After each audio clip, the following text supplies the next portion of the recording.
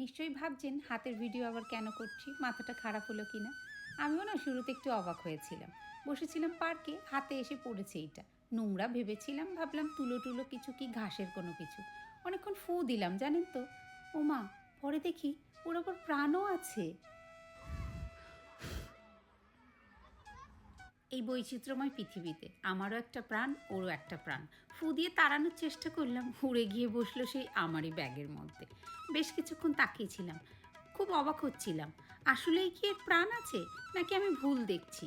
আস্তে আস্তে দেখতে দেখতে অনেক কিছু দেখতে পেলাম, অনেক কিছু জানতেও পারলাম যে আসলেই পৃথিবীটা এতটাই বৈচিত্র্যময় যে কত কিছু আমরা জানিই না। বেশ কিছুক্ষণ লক্ষ্য করছিলাম, একে একে দেখি ওর অনেকগুলো পাও আছে। পা বেরোচ্ছে, আবার ঘুরছে, কোন দিকে মাথা কোন দিকে লেজ বোঝার চেষ্টা করছিলাম। এতটা ক্ষুদ্র, চোখেই দেখা যাচ্ছিল না ঠিক মতো। ফোনটাকে জুম করতে করতে বোঝার চেষ্টা করছিলাম আসলে ওর আকারটা কীরকম।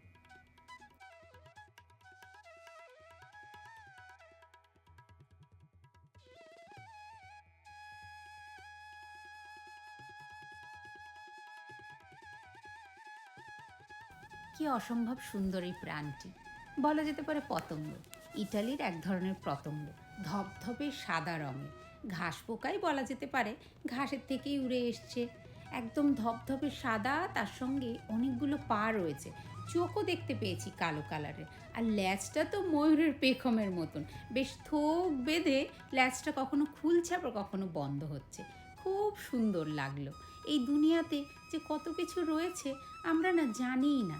যদি একাকী নীরবে নিস্তব্ধে লক্ষ্য করি বা জানা বোঝার চেষ্টা করি, তাহলে কিন্তু অনেক সুন্দর এই দুনিয়াটা।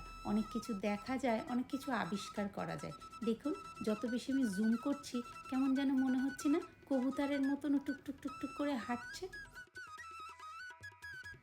আজ একটা কথা প্রমাণস্বরূপ মিলাতে পারলাম, অন্যের কথা শুনে নয়।